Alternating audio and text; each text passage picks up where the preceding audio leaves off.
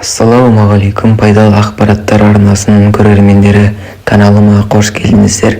Бүгінгі видеода сұлы жармасының сіз білмейтін көптеген қыр-сырларын және адам ағзасына тигізер пайдасын айтатын боламын. Видеоны соңына дейін көріп, арнаға тіркеліп кетіңіз. Ендеше біз бастаймыз. Сұлы адамға күш беретін дәнді дақылдың бірі. Халықтық медицинада қаншама жыл тәжірибеден өткен сұлының қай дертке де шипасы тиеді. Оны қайнатып, езіп ботқа жасап және салатқа қосып та пайдалануға болады. Осы видеода сұлыдан дайындалатын қайнатпалар түрлерін, емдік қасиеттерін айтатын боламын. Осы видеоның соңына дейін көріңіздер. 2 стақан сұлы дәніне 5 стақан қайнаған су құйып 2 минут қайнатады. Жарты сағат суытқан соң сүзгіден өткізеді. Қайнатпаны 2 ай бойы күніне 3 рет ас ішерден жарты сағат бұрын ішеді. 1 ай үзіліс жасап, емді қайта жалғастырады.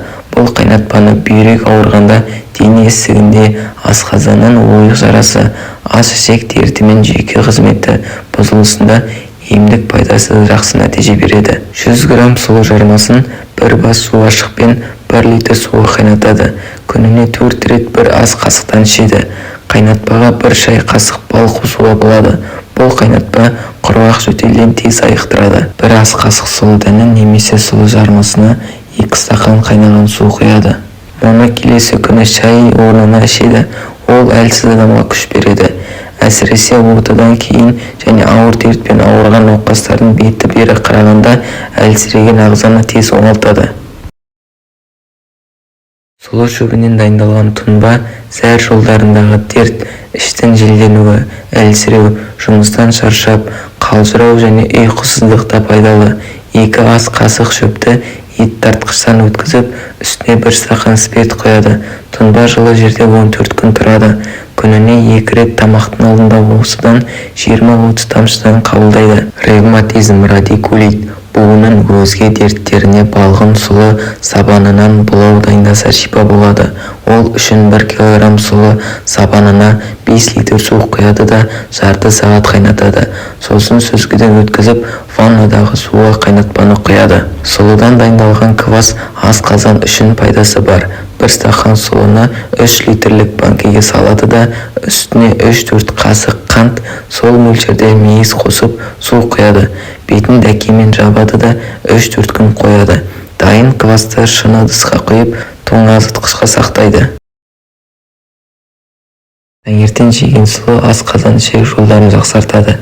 1 стақан сұлы жармасына 1 стақан су құйып, аздап тұз себеді де баяу отта 15 минут қайнатады. Таңертең оны жылытып, сүт немесе қаймақпен араластырып жейді. Балалардың іші қатқанда сұлы жармасынан дайындалған ботқа пайдалы, бірақ мұны қайнатпай, шай секілді тұнба жасаған дұрыс. Іш өткенде 100 грамм сұлы жармасына 1 литр қайнаған су құяды да 4 сағат қояды. Содан соң қою болғанша қайнатады. Мұны күні бойы жейді. Ботқа салмақ тастауға көмектеседі. Диетаны 7-10 күн ұстайды. Сұлыдан дайындалған ботқаға қант, тұз салмайды.